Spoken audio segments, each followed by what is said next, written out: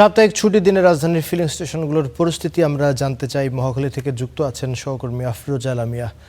আফরোজা, নিশ্চয়ই আপনি জানাবেন আমাদেরকে যে আজকে আপনি যে স্টেশনে দাঁড়িয়ে রয়েছেন সেখানকার অবস্থা কি এবং সেখানে লাইন কেমন, সারি কেমন দেখছেন?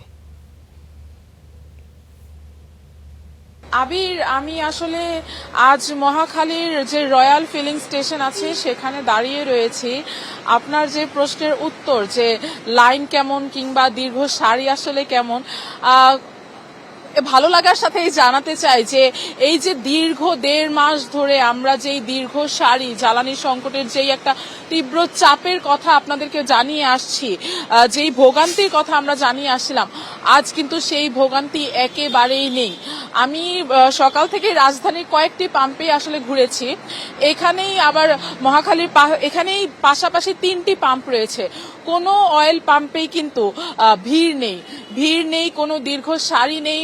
মোটর সাইকেলের লাইন কিন্তু সরবরাহ স্বাভাবিক হওয়ার পরও কিন্তু মোটর সাইকেলের লাইন ছিল, কিন্তু আজ সকাল থেকে কোনো মোটর সাইকেলেরও সারি নেই।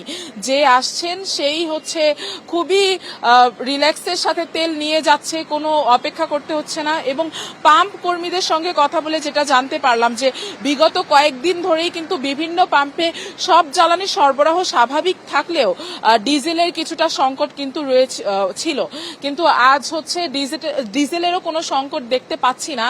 বিগত 1.5 মাস যাবৎ যেই একটা দীর্ঘ সারি আমরা দেখতে পাচ্ছিলাম যে অনেকক্ষণ এসে ঘন্টার পর ঘন্টা দাঁড়িয়ে থাকতে হতো জ্বালানির জন্য।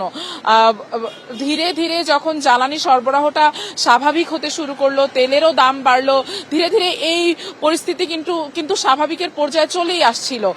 গতকালও কিছু লাইন দেখতে পেয়েছিলাম, একটু ভিড় বা কর্মব্যস্ততা দেখতে পেয়েছিলাম, কিন্তু আজ সাপ্তাহিক ছুটির দিন, হয়তো সেজন্যই আমরা কোনো ব্যস্ততা দেখতে পাচ্ছি না। কর্মীরাও অলস সময় পার করছেন।